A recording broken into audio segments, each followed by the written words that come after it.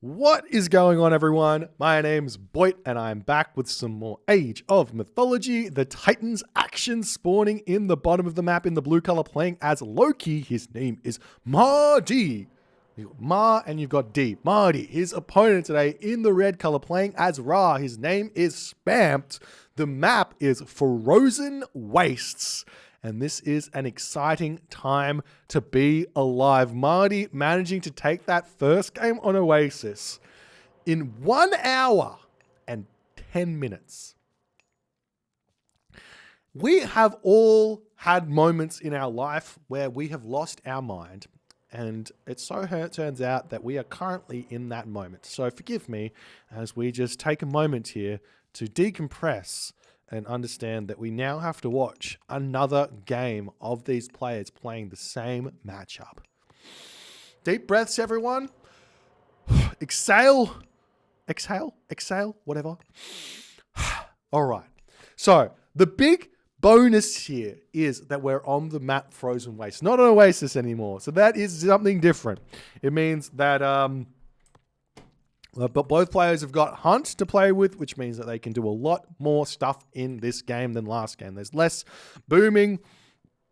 There's less playing. There's less trying to set up and make sure you play around the fact there's no Hunt. So hopefully we can have something fun here. Now, Spamt does get lucky here in this game, and he gets lucky on the fact that there are double gold mine Frozen Wastes. He has unlucky, however, on the fact that the bottom gold mine doesn't have a tower defending it, and the top gold mine is on the outsides of the sentry towers, which means that Mahde can get very aggressive here. Now, that being said, every Egyptian player in this matchup right now, in terms of the modern way to play Egyptian, the modern way to play Ra, Isis, Set, doesn't matter against Loki, is to be advancing quite quick, and this is on Hunt maps, quite quick, and go for a classical fight. What I mean by that is 4:02 advance time or a 3:48 advance time for Egyptian should become relatively standard here against Loki. It allows the Egyptian player to get their barracks down and get an axeman out before any Hearser damage can come through. One axeman is enough to move the Hearser away. Any amount of Hearser that can come out by the time that axeman is out is not going to be able to do any damage. So what it means is that you can easily grab your Hunt in the middle, you can get set up there, and then you can also start thinking about putting pressure onto the Loki's Hunt afterwards.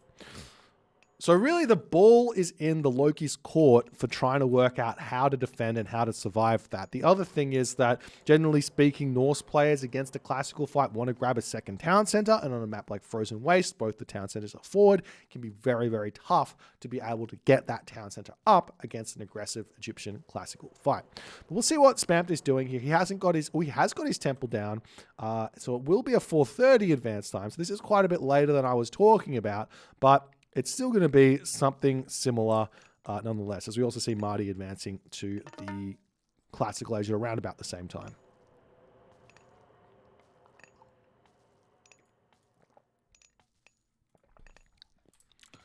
So yes, 4:30 on the way. No surprises there.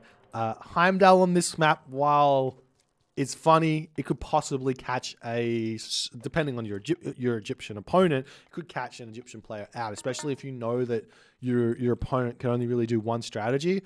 You could definitely make Heimdal work against them.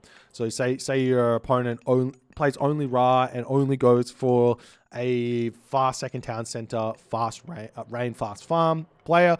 You could Heimdal rush that and get them really, really out of book, so to speak, out of what they know works, and cause some problems for them. We do see that Mahde is now sitting up over here onto this town center, wanting to grab this one. And this is kind of what I was talking about. This is something that I think Loki players kind of want to do here against Egyptian. But whether it works or not against a classical fight something that remains to be seen. And we are actually seeing that Spamt now is simply just going to be taking the opportunity to get himself his own second town center. He's going to also be being very, very greedy over here and eating these elk. And Mahde, by grabbing this town center here, he's misread the situation, in my opinion here. He's misread what he should be doing in this game. I think the best play here for Loki is to be staying one town center if your opponent is going for this settlement and attempting to push off of the walrus, push off of the hunt here so that you can eat it yourself. You want to be eating the hunt here. You want to be grabbing all the hunt as best as you possibly can and not allowing the Ra player to get that there. It's a little bit of a misread of the situation here from Mahde. We'll see if he's going to be able to make it work. Grabbing the town center isn't necessarily a bad thing here for Mahde. You actually see it goes up really fast. Where with 6 villagers on this town center and a priest empowering it, it looks like Spamt is going to be able to basically get his town center up at roughly the same time that Mahde is going to be able to get his town center up at roughly the same time that Spamt gets it up, while also not having to put resources into this town center. And what I mean by that is not have to put his villagers in. So he's still gathering resources relatively quick here. So it's an interesting fact there about the Norse fast second town center. And that I know a lot of people complain a little bit about the bonuses that Egyptian gets, like empowering things, making the buildings go up like really, really quick. But in the end, you're also spending resources by doing that, whereas Norse doesn't have to. And Norse also can send his units over there preemptively to get his town center up really quickly. So you don't actually need as many units on it to get that one up. So interesting ideas there as we do see the Longhouse coming up. Definitely the play here off of 2 town centers against a 2 town center Ra here from the Loki side of things is to go for raiding cavalry Hersa. It's very important, raiding cavalry Hersa. And one other thing you can do is you can leave the gold in your main base and just move over to the second gold here.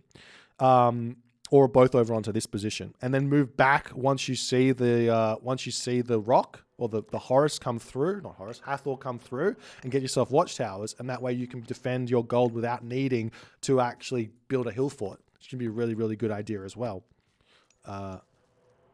But we're not seeing that from Mahde. He's on the second gold mine already, which is good. And he can move back into the home base here and mine this gold mine after this one is up with the watchtowers. That's also good. But just little ideas that you could possibly make work here. So you do see the barracks is up and Spamt is trying to get out as much food as he can. He really doesn't have that much food, which is a bit of a surprise at this point for me. He's getting himself Shadoof. He's getting himself Plow. He's going to have to move his hunt villagers back home. He's not going for these walrus in the middle. I think that I would prefer, instead of seeing Shadoof, Plow, Fast Farm here from Spamt, is to actually eat these walrus and get out like a handful of axemen here. While eating these walrus. I think it's really important because if you allow Mahde to get the walrus in the middle of the map, it's going to be a really big thing. And we are seeing Mahde, he's actually going for a fast heroic here, very similar to last game. This is interesting that he wants to do this both on the low hunt maps and on the high hunt maps. Personally, I wouldn't recommend this one here as Loki. So we're going to have to wait and see how this is all going to go, because the part of the reason why I don't recommend this is because the Ra player is going to have such a better game here than the last game because he's had all that hunt. And we'll have to wait and see. Also, he hasn't had to worry about a Heimdal because you went for SETI. So he has got himself a fast second town center. So he's not behind on the economy at all like he was in the last game.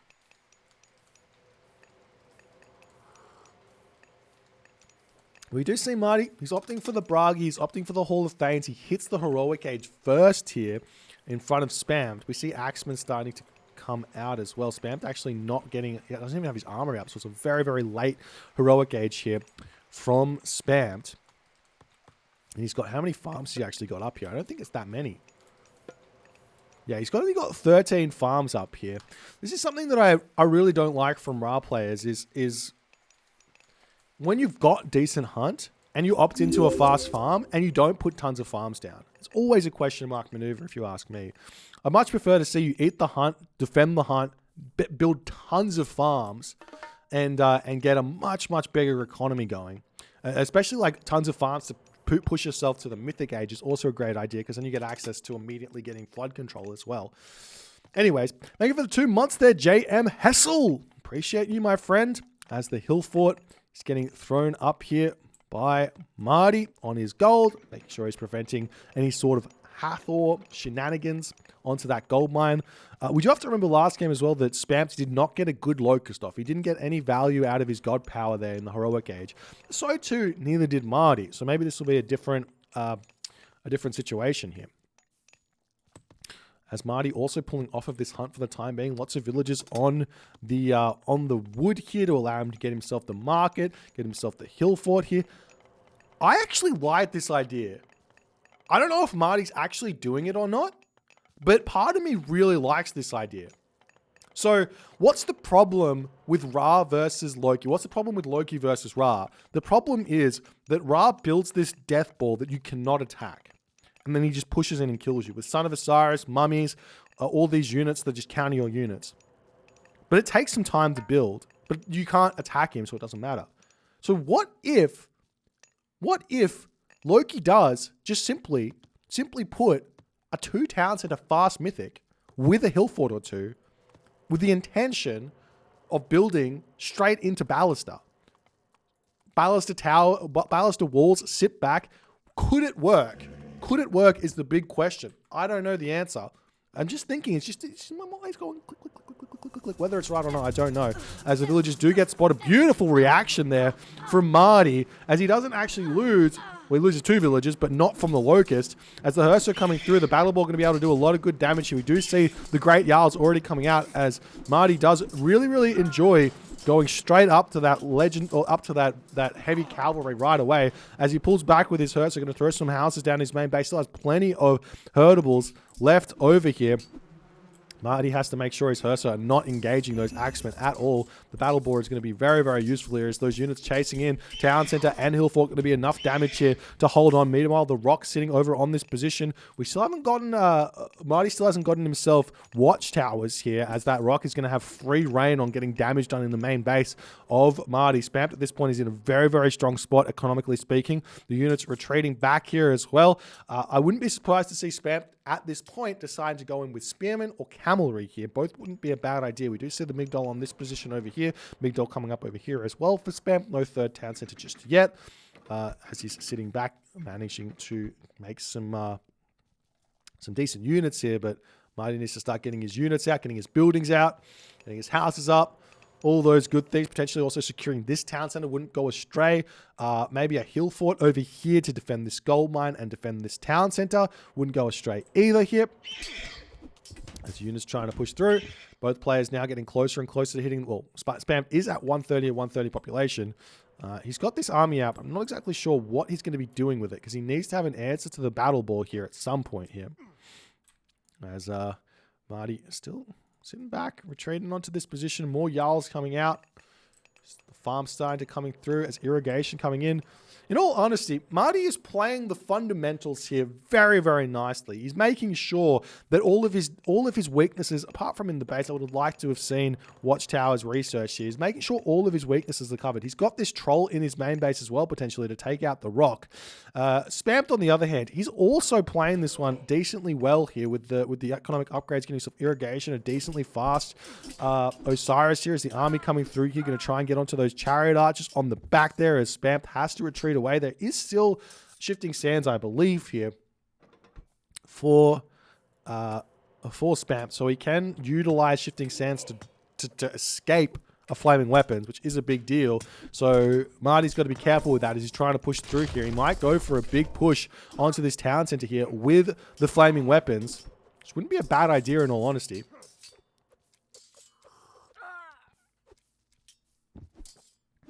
The army going to be retreating away. The Rock is floating just out of line of sight here. This is also a big thing. He doesn't even have to use shifting sands because he can use the Rock to pick his units up and retreat away. As Mahde now attempting to push down through this town center. Shifting sands being used to bring the units into the main base here. That's a decent amount of Jarls here that have been moved into the main base. He probably could just stay in here and snipe down some villagers because this town center is not going to be going down. And Spamp is just getting free kills here after free kills while also going to the Mythic Age here. This is absolutely huge for Spamped as Mahde comes back with his Jarls to take these units out. Mahde's got no resources really left in the bank. He's trying to get this town center up with one Ulfsark to boot here. Another hill fort going to be coming through here as well. This gold mine is just about to expire, so he's going to have to move over onto this gold mine here. This gold mine also is about to expire. Is there other gold mines on the other side of this map? No, they're all on the bottom side of the map. There's the Son of Osiris coming through as all of the units here in this on this town center from that flaming weapons attack have been murdered, massacred. They were just kind of not attacking the right units there. And Spamt holds that beautifully as now Spamt moving over here, going to take an eye onto this town center. Stopping that town center from going up here, it's going to be absolutely gigantic because not only does he stop the town center, but also he can start putting pressure onto this gold mine and get a gigantic gold staff going here, which is going to be very, very tough to stop here if Spamt can work it out. Now, Spamt's scouting here in this game, obviously not the best here. He doesn't actually know. No one knows that there's no gold over here. So actually having a certainty in this game of getting a gold staff is actually not accurate, as we see some chariot archers pushing off that gold mine there. The spearmen are heavy at this point as the rock pushing in here with the Son of Osiris going to be able to help take out those Jarls incredibly easily here. Mahde's armory upgrade starting to come through. Spamt getting himself bronze mail here. He also needs to get himself the champion spearman as well. Doesn't quite have that as he's getting himself the third town center on the back here. As the Son of Osiris is just doing so much damage, and Mahde here, he's not able to really hold on. He does manage to pick up that Son of Osiris, keeping everything alive. The chariot archers over here need to make a run for it for some degree here, as the rock's going to potentially get picked up. He could also go for the dreaded Son of Osiris raids on this position over here, as Spamt here dropping more units down. It looks like he's got fortified town centers as well. Meanwhile, over here, Great Jarl getting taken out. So units getting cleaned up on this position as well here. There's more units piling through here for Spamt. Where are the rest of his units? All over here sitting idle. He just needs to bring them in. Son of Osiris is every bit is important here. Got to keep that Son of Osiris alive. Mahde on this gold mine now. He's got himself 400 gold in the bank, but the dwarves here are going to get absolutely decimated. There's no other gold on the map. So what Mahde can do is just trade food and wood for a little bit while he starts a trade route, but not having this town center is really, really bad here for Mahde.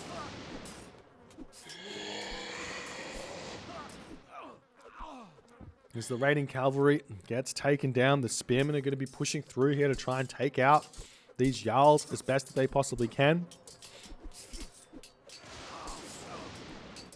We'll see how it's all going to go here, as now we also see Spamt sending through some villagers to try and claim this town center for himself. Claiming this town center, claims the gold mine as well, as dwarves are trying to sneak around. They might try and get onto this back gold mine here. There is another gold mine here that hasn't been scouted as well. So Mahde trying his best to do some sneaky plays here. But while this is all going on, Mahde's army is just continuously getting massacred here. They're not getting any trades. It's just only kills coming through for Spamt, only losses coming through for Mahde here. Mahde does sneak back onto this gold mine here for the time being, leaving the ox cart a little bit off to the edge here. Not sure if that makes a whole lot of sense, but he's trying to be a little bit sneaky here, as we do see a Migdol stronghold getting shot up at that after this town center is going to go through. As the units now moving back over here, Mahde going to be retreating off of the gold mine here for the time being. And Spamt has got a big advantage in the works here, as the villagers getting taken down. Town center is now up 4 town centers to 2 town centers, and Mahde doesn't want to play it out any longer. Like I said, the difference with Norse versus Egyptian is that Norse, you have to get your town centers. You can't play from behind. But that's fine, because there's no reason for Norse to necessarily be behind here, so long as you played the game correctly. That's how the balance works. But in this situation, Mahde didn't secure this town center. He threw away his entire army for free, and that allows Spamt to just move across the map, get a very simple town center grab, and what can Mahde do after that? Nothing. He's got no gold. He's down to the 4-2 town centers. He has to tap out. Spamt gets the win, levels the series. It is best of 3, so the next game will be the decider. If you guys are enjoying this game, please consider hitting the follow on the Twitch. If you're on the YouTube, hit that subscribe button, and I'll see you guys in the next game.